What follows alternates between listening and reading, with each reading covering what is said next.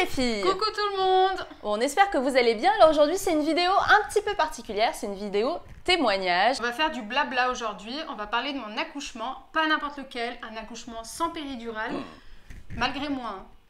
Sans péridurale, malgré moi, j'ai pas fait le choix genre. Bon bah du coup tu vas nous expliquer comment ça s'est passé parce que je pense que c'était musclé cette histoire. Alors mon accouchement a duré 8 heures et ma petite aujourd'hui a 6 mois. Donc c'est la petite nièce de Tatiana. Elle est trop mignonne. Et donc du coup je vais vous raconter dès le début. Non, pas le début, on s'en doute. On parle de l'accouchement, on parle pas de comment ça a été créé. Ah d'accord, oui. J'ai eu peur. Je pense que tes questions vont être très particulières, mais bon, c'est pas grave, tes petites remarques. Donc en fait, ça a commencé, je suis allée me coucher à 22 h. Je me réveille à minuit avec des douleurs. Et donc là, je vais... Désolée les mecs, mais passez votre chemin s'il vous plaît, c'est mieux. Non mais faut que t'expliques que t'as pris une tisane particulière. J'avais vu qu'on pouvait prendre la tisane de framboisier à partir de la 30. Tu veux dire le mec des musclés? Il fait Oui, des tisanes. Oui, il fait des tisanes, lui, ouais, dans une petite caravane. Belle sur les reconversion.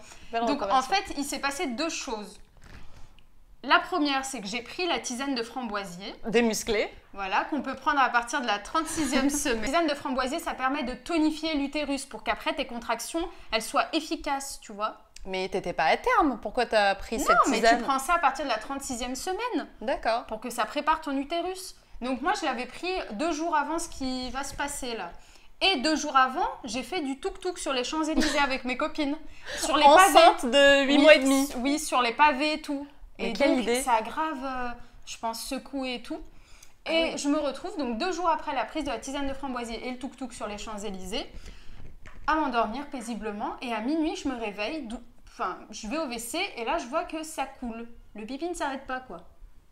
C'est intéressant. Donc, en fait, je me rends compte que je commence à perdre les os à minuit. J'appelle l'hôpital qui me dit, prenez 2 Spasfon et une petite douche. Parce que c'est le premier, c'est pas le moment. Donc, je prends mes 2 Spasfon, même si j'avais pas envie. J'aime pas les médicaments. Je les prends.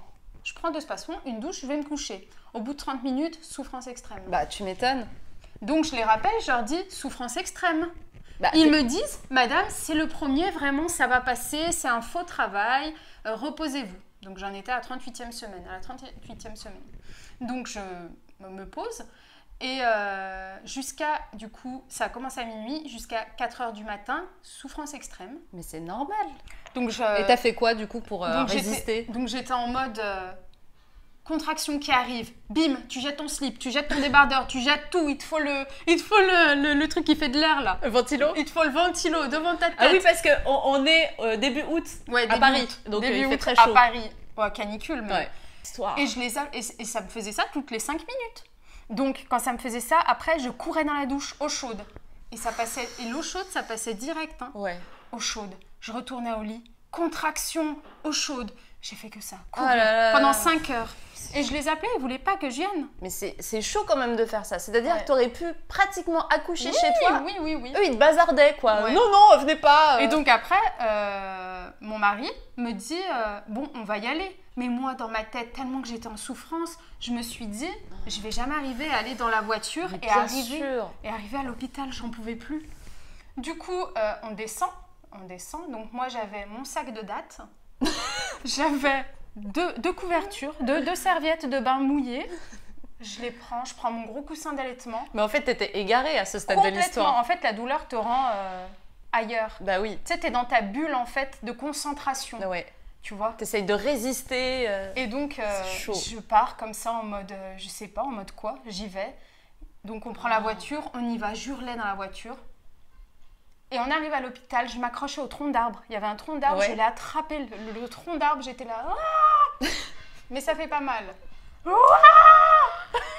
et du coup, on arrive à l'hôpital, le mec de la sécu dit, allez-y, prenez l'ascenseur, tu allez-y. m'étonnes.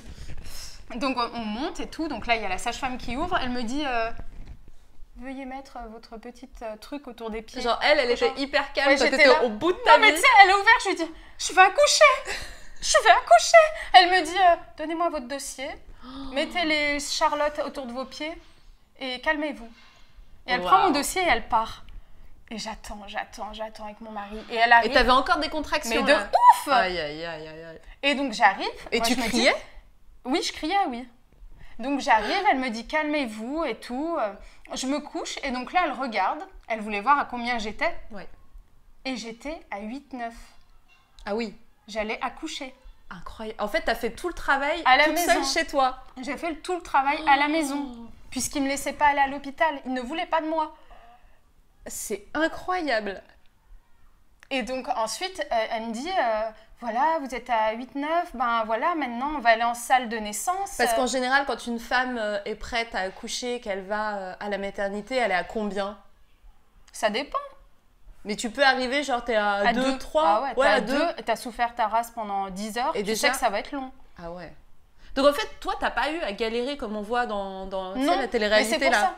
Dans, comment ça s'appelle? Baby Boom. Baby Boom. En fait, toi, t'as pas fait comme dans Baby Boom, en fait. T'as pas fait tout le travail et tout. À l'hôpital. Tu l'as fait chez toi. Chez moi, ouais. Mais bon, j'ai eu de la chance, ça allait relativement vite. 8 heures, ça reste... Correct, c'est dans la moyenne, quoi. Bah oui, c'est pas beaucoup pour un ça premier. Ça me paraît tellement long, je me dis 8 heures. Mais en fait, ça passe douiller. vite. Oui, mais ça passe plutôt vite, en fait. Hein. Bizarrement, ça passe vite. Et donc voilà, elle me dit qu'on est à 8-9. Et là, elle me dit, est-ce que vous voulez la péridurale? Donc je regarde mon mari, il me dit, fais comme tu veux. Merci pour l'aide. Donc il me dit, fais comme tu veux. Donc du coup, j'ai dit, ben je sais pas, parce que moi en fait, ce qui me fait peur, c'était pas le travail. Parce qu'en fait, les filles, pour le travail, il faut se mettre dans une bulle, mais vraiment une bulle, et tu combats, tu vois. Faut limite méditer en fait, c'est ça, tu médites. Ouais, mais t'es une combattante. T'y vas, il y a la contraction qui arrive. Ouais, faut se conditionner. Ouais, tu vois, tu combats. Xena la guerrière. Voilà, c'est ça. Et en fait, c'est que le mental. Mais vraiment, c'est que le mental. C'est un truc de fou. C'est terrible. C'est que le mental. Je pense que c'est pas que le mental, parce que le physique, je pense qu'à un moment donné, quand la douleur est tellement folle, je pense que tu craques aussi. Mais tu craques. Tu cries, en fait. Mais il faut continuer à se battre. C'est possible. Enfin, je veux dire, c'est possible. Incroyable. Si le corps est fait pour supporter ça, le corps est fait pour supporter ça.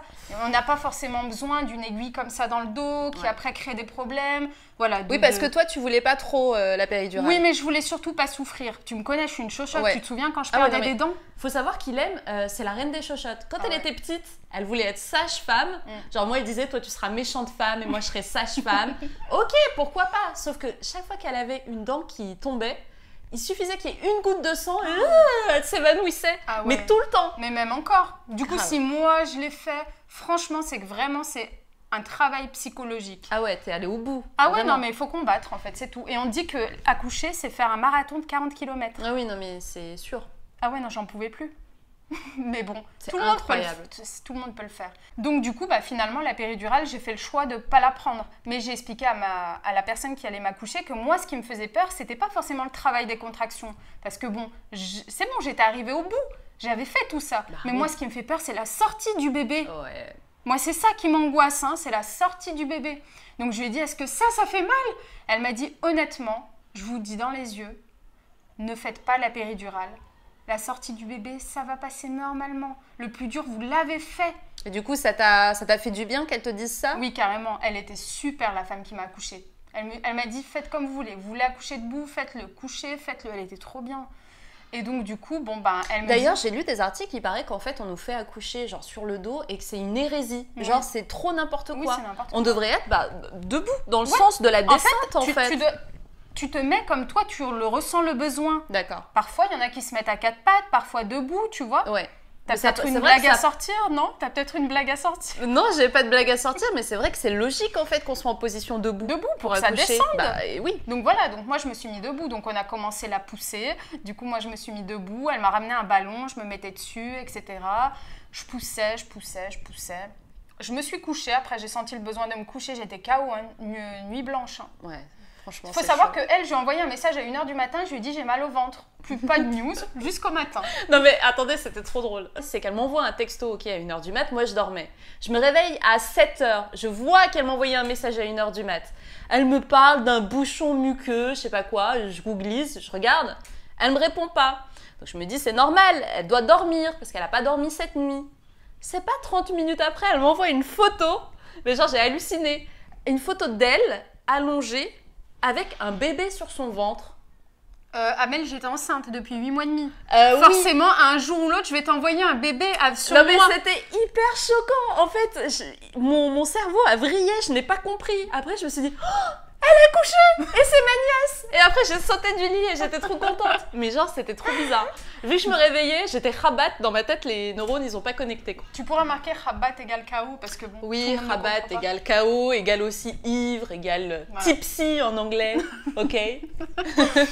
Donc voilà, bon, bah, voilà, elle a tout dit. Bah, ça finit par sortir à un moment donné, après avoir poussé 1 heure, je crois. Ouais, 1 heure. Et t'as eu mal? Oui, j'ai envie de dire, c'est un accouchement. Oui, mais pas au point que j'aurais pensé en fait. Oui, en fait, c'est surtout que t'as peur. Et si tu retiens, t'es foutu. Ouais, tu laisses pas aller. Voilà, si tu fermes et tout...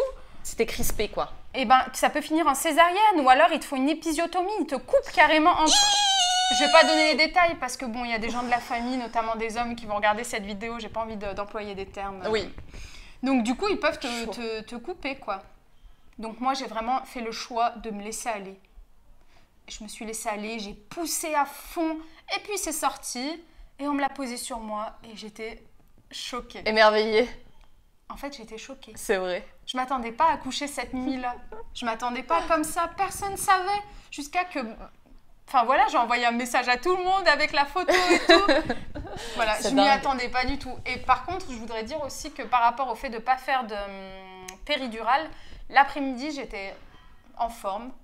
Je pouvais marcher. Mais oui, moi je suis venue te voir. Enfin, t'étais pépère, non? Voilà, mais bon, je sais que moi, si je serais arrivée qu'on m'aurait dit vous êtes à 2, j'aurais fait la péridurale. Hein. Ouais.